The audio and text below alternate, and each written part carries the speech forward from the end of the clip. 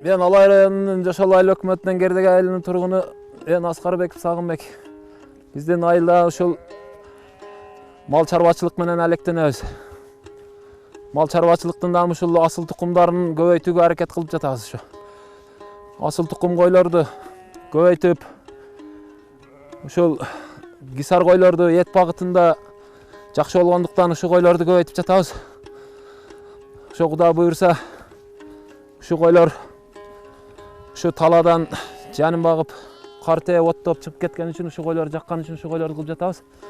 Кудай кааласа ушу койлор жакшы өнүгүп баратат.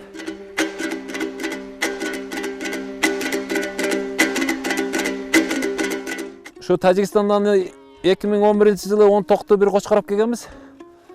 Ошондон баштадык. Кудай буйрса, бир жылкы төлүнөн утулганбыз. Ошо жылы төл бербеди. Кийинки жылдан 2013-жылдан баштап төл берди.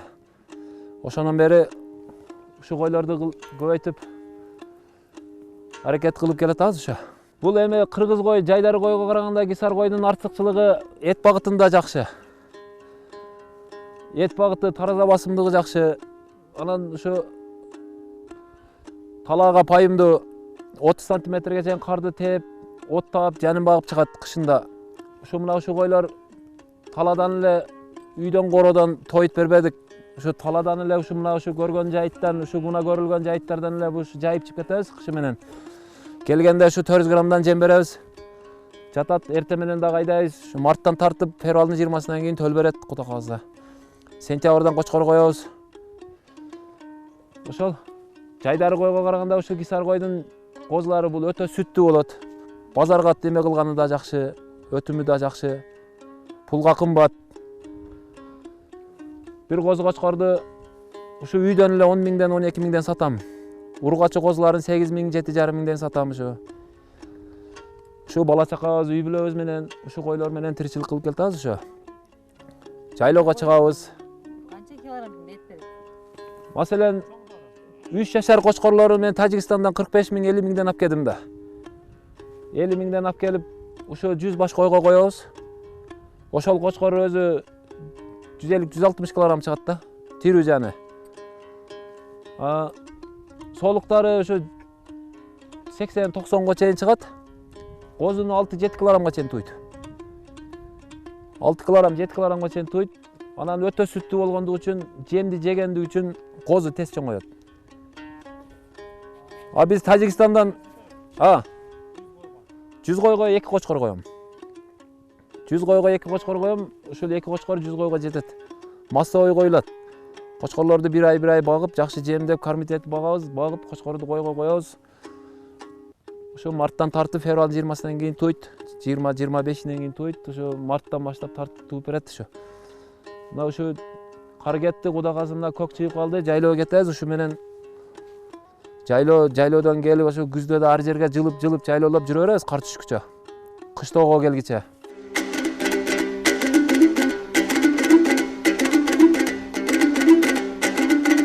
Келечек максаттарыбыз ушу кисар койду көбөйтүп, ушул бир 300-400 товарга жеткирип, эме кылсак, ушул айылда элдерге дагы ушул кисар койлорду көбөйтүп, ушул эми маселен Тажикстандан алып келиш кыйын турбайбы?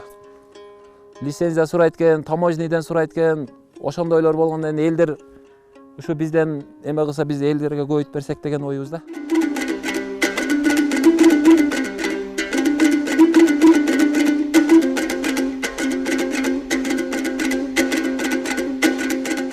Маселен, деңиз деңгээлинен 4000 метр бийиктикке чейин бакса болот бу койлорду. Бунун тарыхында 4000 метр бийиктикте бакса болот. Маселен, 4000 метр бийиктиктерде кийиктер жүрөт да, аркарлар жүрөт. Ошондой катаал шарттарда, ондой карларда дагы бакса болот. Өтө назик болбойт, тескерисинче булар чыйрак болот кайра.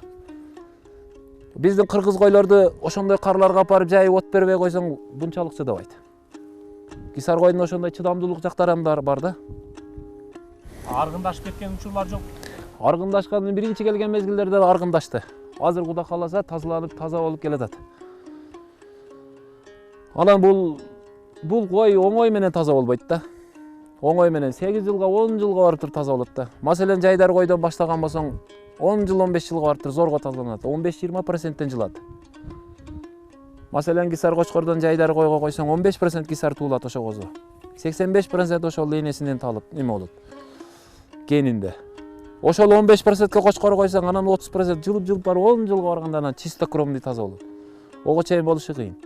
Ошон үчүн тазасын алып кеп таза кочкор койсоң таза сырас таза кетет да. Маселен мына кызыл кой. Таза кисар кой ошол. Мына козусу таза түштү. Ошол 45 миңге кочкор келген ошонун баласы эле. Ана ал каралар, ушулар бүт мыналар. 45 миңге келген кочкордун балдары ушулар.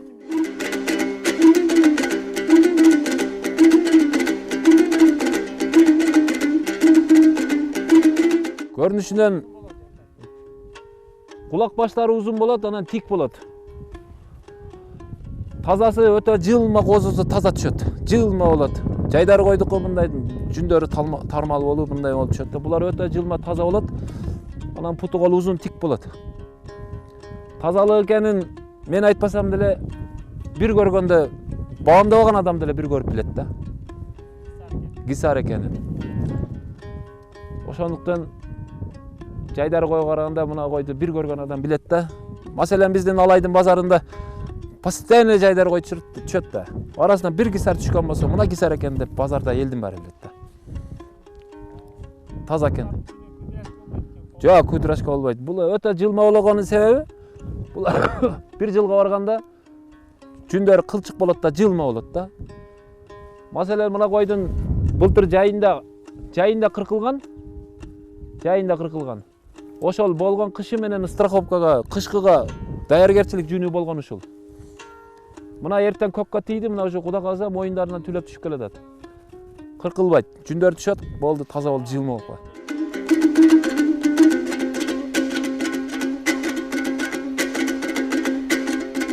Койду кыркканда эрте менен жаз эрте кыркып салышып, кечегидей суук болот, жамгыр жаайт, жамгыр жааганда койлор жайытка чыгат. Жайытка чыкканда жамгыр кечке курсактын айынан оттош керек. Оттогондо жамгыр өтүп кетет. Анан кийин ошонун кой бырылдап жүрүп оңолбойт. Койдун тескерисинче койду кыркпаш керек. Койду жылуу кийинип алып, маселен жылуу жүрүп, печкенин түндө отуруп тамак исең тамак сиңет да. Ошонун сыңарындай эле. Койду жарым жайга барып, июль айында кыркып тазалап койсо болот. Ого чейин койду кыркпаш керек. Илгери эми совхоз мезгилинде бир эле жол кыркылган да. Ону билбейт азыр элдер, эки кыркыш керек, таза болот, анан мындай болот дейт. Ол тескерисинче ондой болбойт. Жылуу жүргөндө кой дагы тез оңолот. Анан мына ушу койду кыркып, несин кыркасың, жүнү жок да. Мына ушу жүн менен эртеңки жамгырларда жайлоого барат, жайлоолордо кар жаа бериши мүмкүн, мөндүр жаа бериши мүмкүн, ошол мезгилдерде короого киргизе албайсың. Эшикте калат, айла жок. Ошондо ушу жүн менен туруш керек да. Страховка. Кыркып койгон болсоң, ичи көбүп кетиши мүмкүн. Укол дарысын, маселен, илгеркиге караганда азыр жакшы болуп калбадыбы? Укол дары кеңири, техника өнүгүп калган.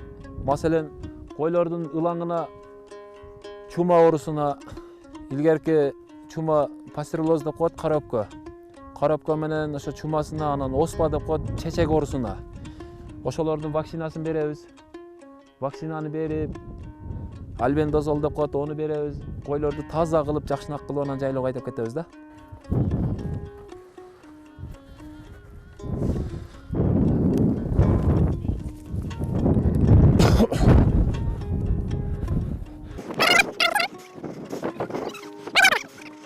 Мына ал 1 айлык козу.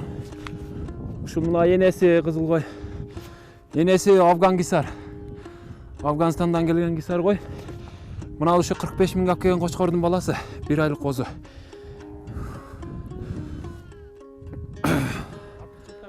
Артыкчылыктары мына ушул жүндөрү жылма. Мындай сыпсыйда болот. Мына путу колдор узун. Ушул таза кисар. Мына путу колдор узун. Жүндөрү кылчык болот, ушул таза. Кулак баштары жакшы, сыны жакшы. Мына ушул энеси. Ошо бая мен айткандай, токтусунда 1 жыл утулдук деген себеп ушул токтусунда тубайт. Кийин 2 тиштеп коет. Жусак койго барганда туйт да. 1,5 жашка барып туйт. Маселен кой 5 айда туйт да. 1 жашка барганда маселен мына ал келерге ушул малда 1 жаш. Күзгө келгенде 1,5 жаш болот да.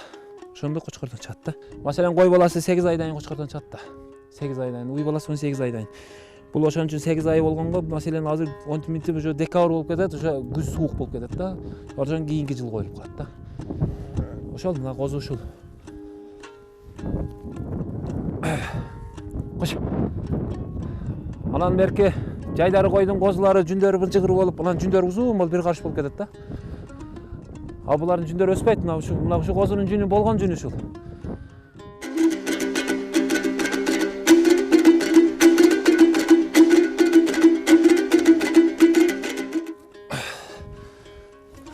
Азыркы кызыл козуга караганда чоңураак, 1,5 айлык. Жүндөрү мындай жылтырак болот. Жылтырлап мындай кылчык болуп турбайбы өзү көрүнүп. Мындай кайраттуу, бага кайраттуу эмеге окшогон. Кулак баштары, сындары жакшы. Ушу кочкор 1,5 айлык козу.